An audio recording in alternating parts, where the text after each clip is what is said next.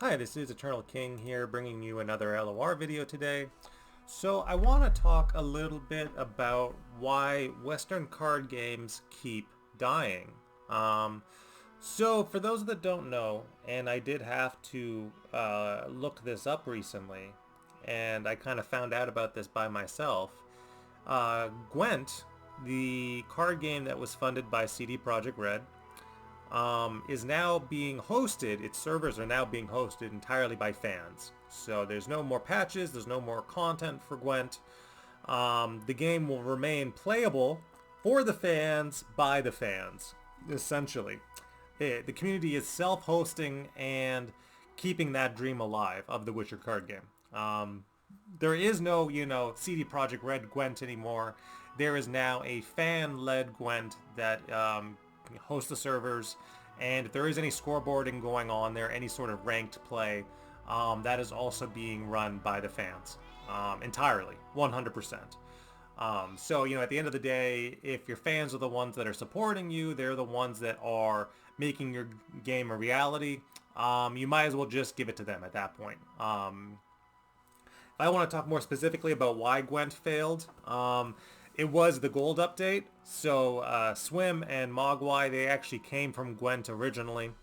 That was the card game that they played. I have some experience with Gwent as well, although I was a little more MTG focused in terms of my preference there.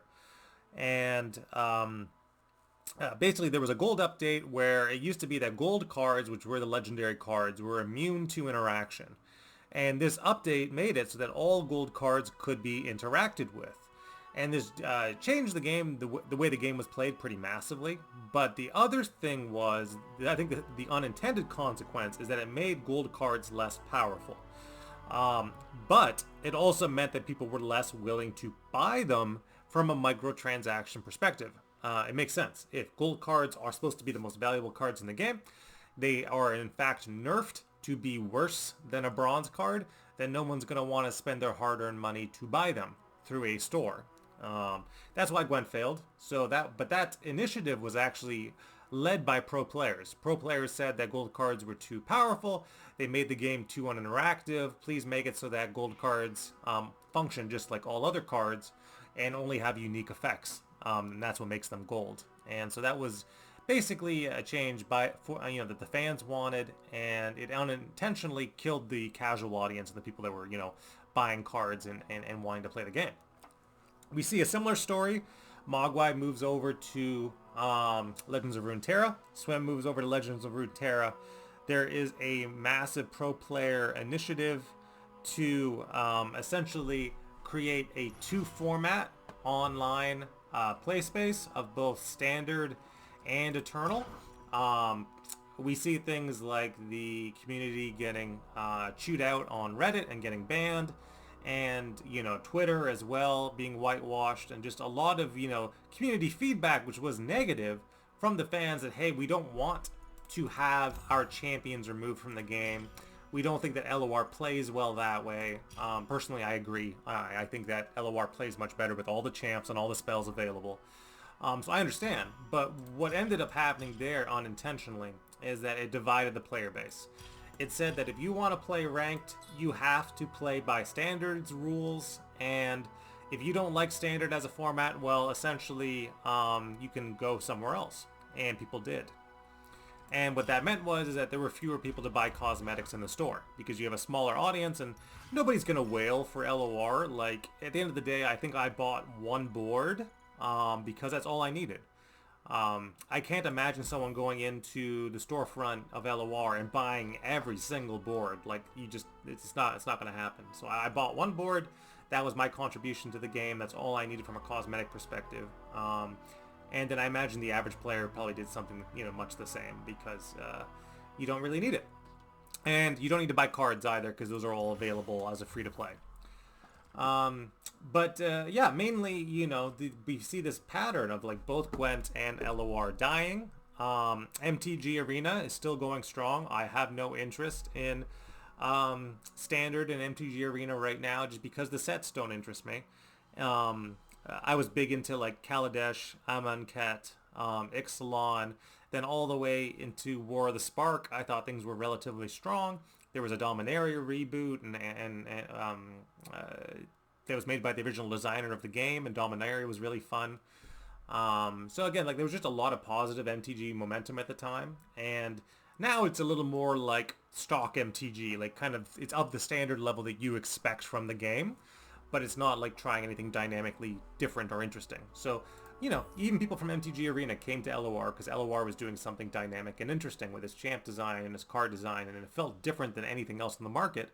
And in fact, to this day, LOR with its core level up mechanic for legendary cards feels different than any other card game out there. There is no replacement for LOR. There is no game like LOR. I would argue the same thing is true of Gwent for the die-hard Gwent players. There's a few of them out there. But what amazed me in this current trend is that there are in fact card games that are exceeding and performing exceptionally well. A lot of them are Eastern based. So of course Pokemon, the trading card game. You know about Yu-Gi-Oh, the trading card game. It has a digital game that you can play on Steam that is doing very well. But even card games that you might not have heard of, like Shadowverse. Shadowverse is getting a sequel. So, I booted up Shadowverse again recently just because I was curious where it was at over the course of, something like 5 years, and just to see how it's doing compared to Gwent and LOR. And it has like 20 expansions, like a frankly ridiculous number of expansions to sift through in Shadowverse, which is free to play on Steam. And I'm like, wow. And they have money to develop a sequel. So like they're making money hand over fist in Shadowverse. And again, it's not through YouTube viewership on the Western market. And, maybe there's a few core, diehards that are whaling like quite a bit. They must, open a lot of packs because they must be whaling pretty hard. I imagine there's some whaling going on in MTG as well. But, there is this trend where Western card games are dying. Western card games that are not Hearthstone and MTG. Everybody tried their own Hearthstone killer, and whether it was because they listened to the competitive community too much and they overestimated the importance of the competitive community and the long-term lifespan of the game, which is very easy to do.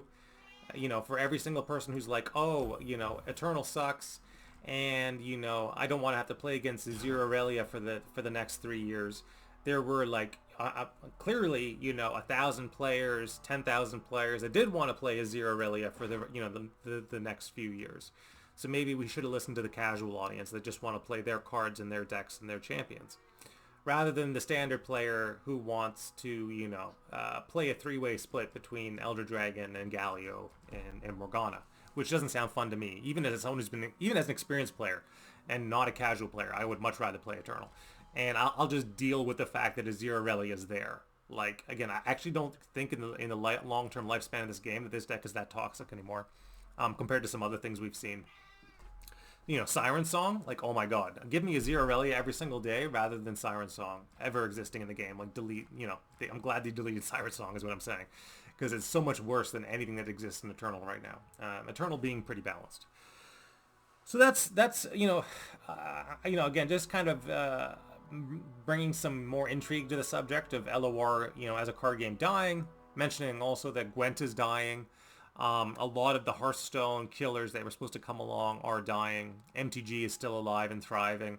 And then, of course, all of the Eastern card games are, more than thriving. They're potentially getting a sequel, even if they have tiny audiences. So they've got the monetization figured out. This is Eternal King signing out.